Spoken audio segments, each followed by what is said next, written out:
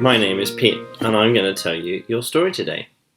Now, today's story is about a king. Here's the king, and his name was Darius. And he was a king of a very big empire. And one of his advisors was a man called Daniel. And Daniel was one of his favourite advisors. He was very good at his job. Well, as you can imagine, there were other advisors to the king, and they did not like this. They used to whisper amongst themselves and go, "Oh, we don't like that Daniel." Well, one day, when Daniel was away, they came to the king. They said, "Hey, king, you're the greatest, and aren't you the best?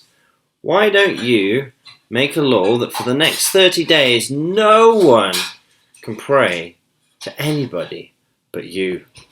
Now, the king, as you can imagine, was like, "Oh, I really like this law. Yeah, we're going to do this." And he said, "Yes, for the next 30 days, everyone must pray to me and only me." Oh, well, as you can imagine, Daniel couldn't do this. He knew that the only person he could pray to was God. So he went into his house and he started to pray. Now, I can't make him kneel down, but I'll just make him sit down. Okay, so he knelt down, put his hands together, closed his eyes, and prayed to God. Now, the other advisors, of course, they'd been setting this up as a trick, were spying on Daniel. They were looking in through the windows and through the door, through the keyhole, and they were going, "Oh, yes, Daniel's praying. We've got him. We've got him." And they ran to the king. "Hey, king, didn't you say that if anyone prays to any other god but you, they'd be thrown into the lion's den?" And the king, remembering this law, went, "Oh yeah, of course I do." He said, "Well, you know that Daniel, he's been praying to another god." The king was shocked. He'd realised he'd made a mistake.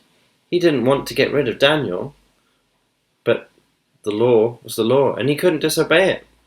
And so he had to have Daniel thrown into the lion's den. So here's my lions. Here's my lions. As he put Daniel into the lion's den, he said, "Hey, I hope your God can save you from the lion's den." Now the king, as you can imagine, he'd just lost one of his best friends. He was really worried. That night he didn't sleep. He tossed and he turned in his bed. And in the morning he woke up at first light and he ran to the lion's den. He said, "Hey, Daniel, can you hear me?" And to his surprise, I was like, "Yes, I'm over here. The lions haven't touched me."